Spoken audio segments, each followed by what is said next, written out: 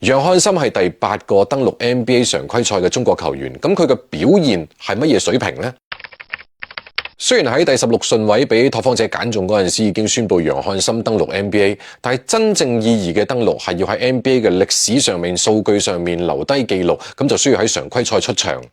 拓荒者第一場常規賽，楊漢森就作為替補中鋒出場，打咗5分16秒，正面數據就係通過罰球攞到2分，外加1個籃板。負面數據咧係運動戰1中0，一次被封蓋，一次被隔扣，正負值-5。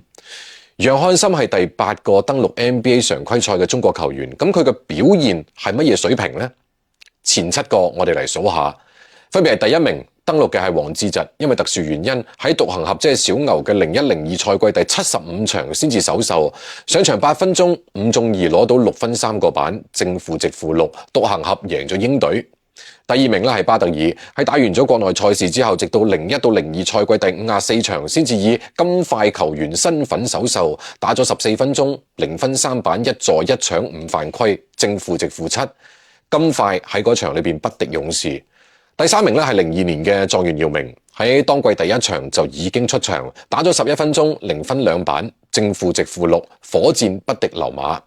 第4名係07年嘅6號秀易建聯，喺公鹿當季第1場咧正選打咗25分半鐘，攞到9分3板1搶2封同6犯離場，公鹿最終輸俾魔術。第5名係孫悦，喺08-09賽季湖人嘅第19場常規賽先至攞到上場機會，5分鐘上場時間3中2攞到4分，正負值-10。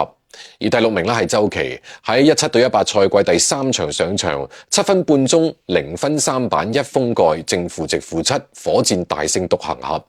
第7名就係崔永熙啦，喺24-25賽季第3場嘅首秀2分鐘時間2罰1中攞到1分，籃網贏咗公鹿，正負值-4。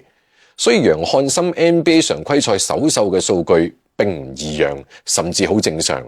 楊漢森嘅上場時間都係喺上半場，由於腳步較慢，唔敢外防，對抗不足，防守端咧會俾木狼針對佢呢一點嚟攻擊。加埋拓荒者嘅表現，特別係老將格蘭咧被放咗去替補領銜小陣容時候嘅表現係令人驚喜嘅。拓荒者一路都係處喺2到3個球權嘅領先狀態，正係因為見到希望可以贏到波，比利斯更加唔敢輕易上楊漢森。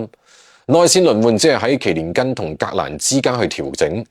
雖然楊漢森下放發展聯盟嘅傳言已經不攻自破，但如果拓荒者呢個賽季嘅表現係繼續維持呢一種令人驚喜嘅狀態，甚至佢仲有機會可能會超過40場勝利攞到，咁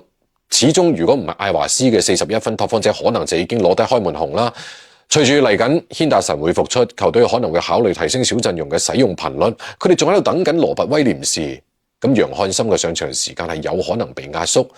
唔排除喺賽季中嘅某一段時間會將楊漢森下放到發展聯盟以賽代練，唔係壞事。凡事起頭難，一步一腳印。